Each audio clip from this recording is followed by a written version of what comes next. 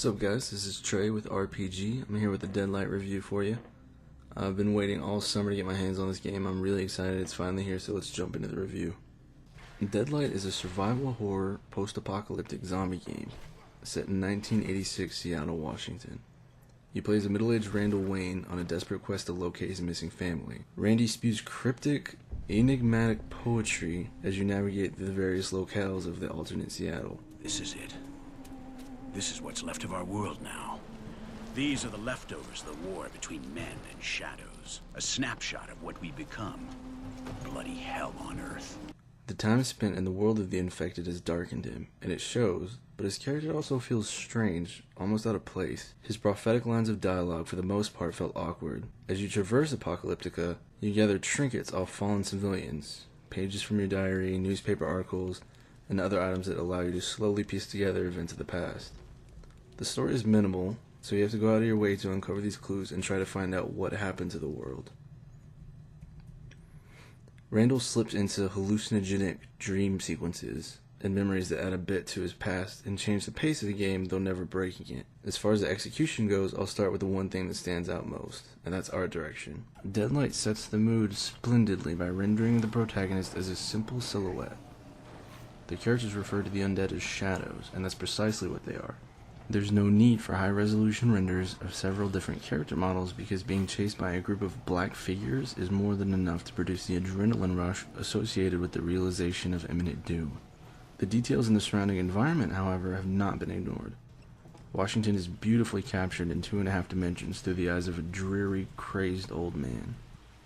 Dust floats through old warehouses. The vibrant color of graffiti bursts forth from the walls of monotonous sewage passageways.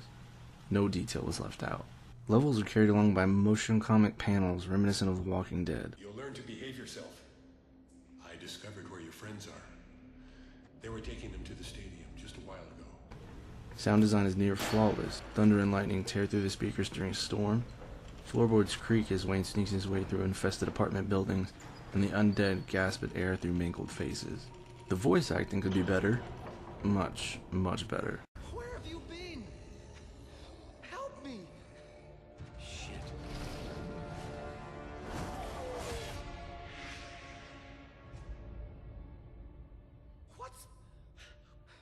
What the hell's the matter with you? Why didn't you shoot? They almost killed me, dude. The script is either overzealous or falls flat. Rarely is there a cool middle ground. Deadlight is relentlessly difficult. The game stays true to the survival horror genre. Combat is frowned upon, as bullets can be scarce, and your stamina and health gauges are extremely small. Get used to the red screen of death, the two of you will become good friends.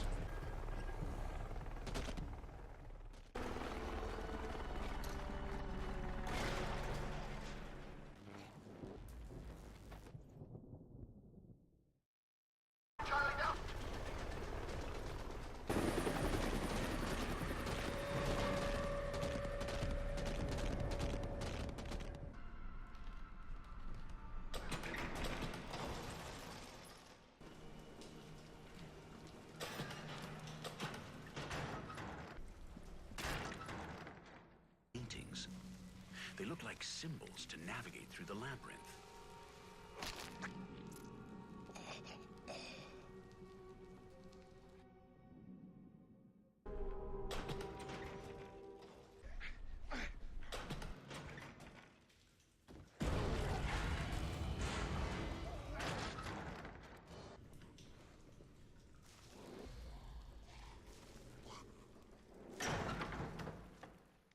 Running and continuous movement are key in Deadlight, and that brings me to my biggest complaint.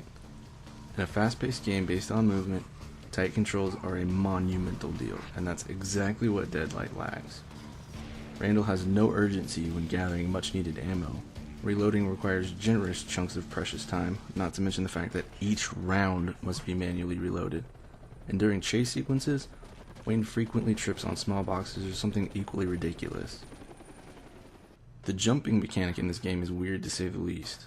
You'll land bounds you didn't plan on making, or jump in the complete opposite direction you were intending to go. Jumping accidents in this game contributed to a great majority of my deaths. It's also odd to me that when it can barely take 2 zombies, but doesn't break a sweat when jumping 1.5 car lengths. This game is not perfect. It is in fact very, very flawed. The difficulty is insane, the controls eternally frustrating, and the dialogue mostly a tad bit intense, but those flaws pale in comparison to the wonderfully frightening experience that Deadlight offers. For simultaneously making me piss myself, entertaining me, and ultimately forcing me to earn my survival, Deadlight gets a strong 8 out of 10. It's $15 and I'd highly recommend it to all hardcore survival fans. So my name's Trey for Rumble Pack Gaming. Thanks for watching, and we'll see you next time.